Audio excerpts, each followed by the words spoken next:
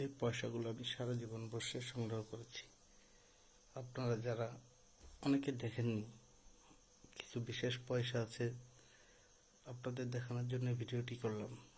প্রথমে আমার বাংলাদেশি যে পয়সা আছে ওগুলোর সাথে আমি পরিচয় করে দিচ্ছি। এখানে বাংলাদেশি সব পদের পয়সা আছে, 1 পয়সা থেকে শুরু করে সব রকম। আপনি দেখেন, এটা হচ্ছে 1 পয়সা। এই যে এটা 1 পয়সা। আপনার 1 পয়সার অনেকগুলো আছে। একটা 1 পয়সা, আপনার একটা 1 পয়সা, তারপরে আপনার 5 পয়সা। এই যে 5 পয়সাগুলো দেখেন,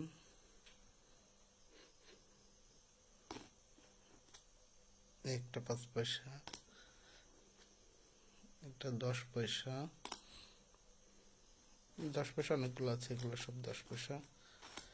একটা 5 পয়সা, আপনার অনেকগুলো 5 পয়সা, বিভিন্ন রকমের পয়সাগুলো আমি সারা জীবন বসে সংগ্রহ করছি। আমার অনেকগুলো পয়সা চুরি হয়ে গেছিল। চুরি হয়ে যাওয়ার ফলে আমি এখন এগুলো আর বাইরে রাখি না। আমি আমার ড্রাইজের ভিতরে আটকে রেখে আজকে বের করলাম। 25 পয়সা, 50 পয়সা। কিছু বিশেষ পয়সার সাথে পরিচয় করবে হচ্ছে আমাদের সেই লাল 1 টাকা পরিবার, আমাদের পরিবার সহ যে পয়সাগুলো এখন দেখাই যায় না। 50 পয়সা দেখালাম। আচ্ছা, এগুলো হচ্ছে বিভিন্ন দেশ থেকে সংগ্রহ করা। বিভিন্ন বন্ধু বান্ধব এরা আমাকে দিয়েছেন। আর বিশেষ কিছু পয়সার সাথে আমি পরিচয় করাই দিচ্ছি। যেমন এই পয়সাটা দেখেন,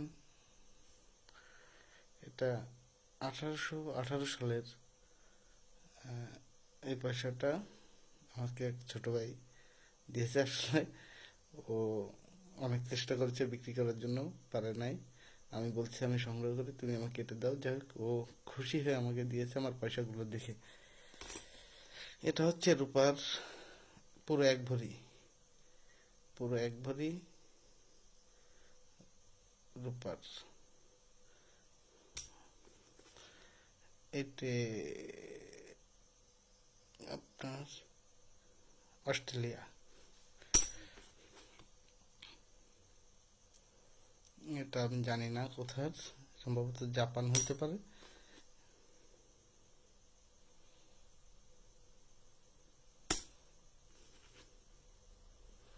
এটা একটা আধ্যাত্মিক পয়সা, মমির মতন মনে হচ্ছে আমার কাছে। এখানে মনে হচ্ছে যেন মমি শুয়ে রাখা হয়েছে, এমন একটা দৃশ্য। এটা জানি না, নাইজেরিয়া, সরি, হ্যাঁ এটা, সরি, মালয়েশিয়ার টাকা। এটা মালয়েশিয়ার 5 সেন্ট সম্ভবত।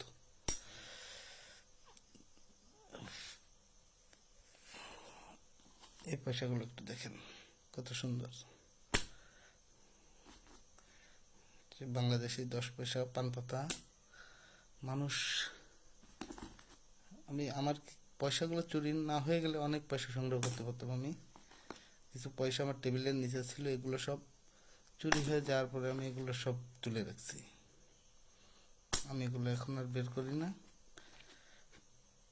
আমি আরও কিছু পয়সা সংগ্রহ করে গ্লাস কিভাবে এগুলো সংগ্রহ করা যায়, যদি পারেন আপনারা একটু জানিয়ে দেবেন আমাকে।